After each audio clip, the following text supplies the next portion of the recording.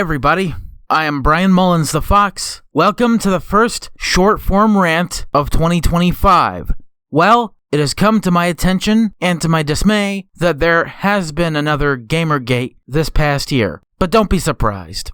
Before I get to how I don't give a fuck about Gamergate 2 Electric Sweet Baby Boogaloo, I will have to put you through a bit of an introspection. A flashback, if you will. In 2014, when I was only 15 and had no idea what the fuck Gamergate was. I had no investment in it, had no YouTube or even Google account long enough to make back-to-back commentary videos on. I was internet deprived then. I've been free from that deprivation for over 7 years, of course, and I hope I can continue that. Eventually in 2022, I figured out how and why this all initially started and happened in 2014. A cheating scandal or two caught up in the middle of a whole lot of articles proclaiming that gamers are dead before Gamergate was even set to happen.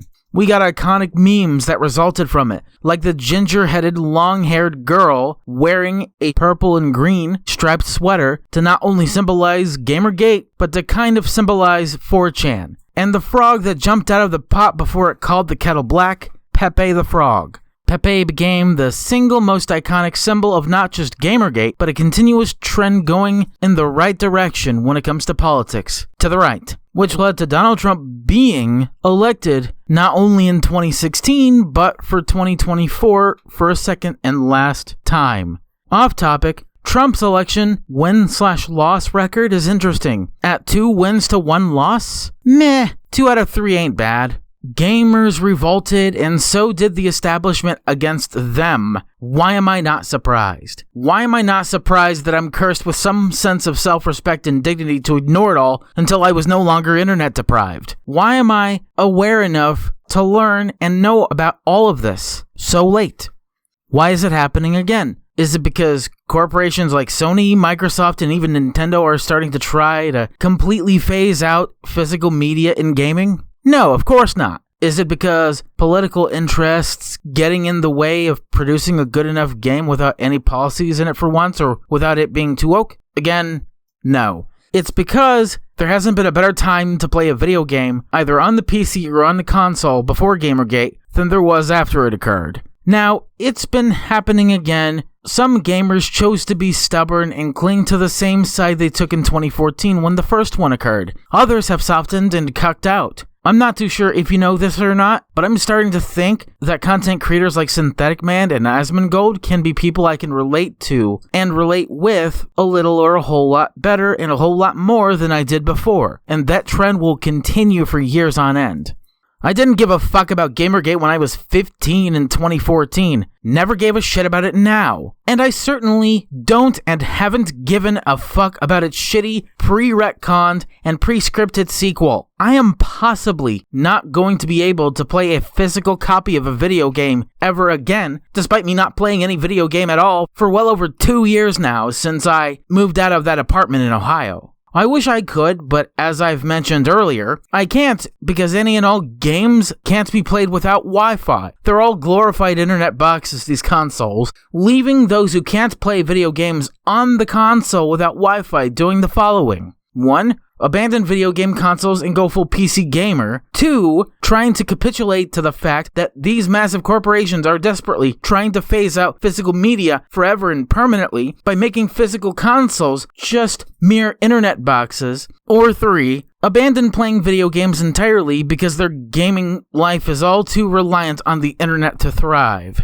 I don't know what to do or what game to play anyway that's on a console or on my laptop with flash games online. They're not the same as a video game, even though they are games, technically, without getting too bored or too lost in the sauce, if you will. As in getting so bored, I just become idle and pause it for a while. Because if I don't, then there goes the last remaining portion of any youth that I used to spend time with, gone in more than just a flash. Because I always got too nostalgic for any reason, and I just lose myself, not mentally but retroactively. That's not normal. Newer and newer video games suck ass not only because they won't listen to their main audience base who tells them stop making diversity higher brownie points, fucking up the lore of each franchise, destroying the complete storyline, and actually make a good fucking game with at least a halfway consistent storyline and plot, and stop being so damn woke. Not only was Gamergate not the main cause of this trend of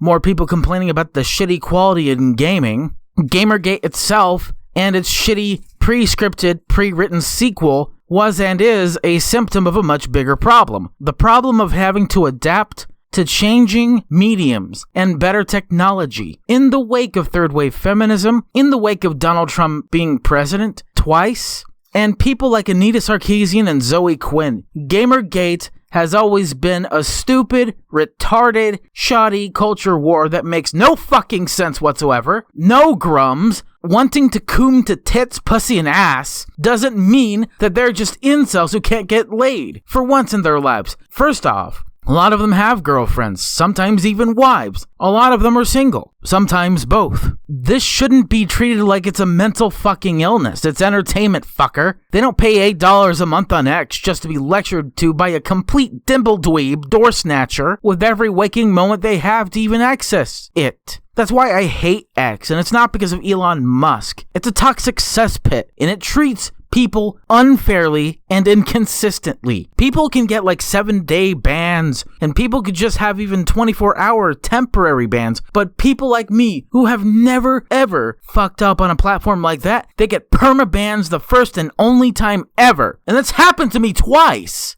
And I'll never go to that fucking shithole again. Fuck X. No amount of any change in the world Elon Musk could make to that fucking platform could ever convince me otherwise.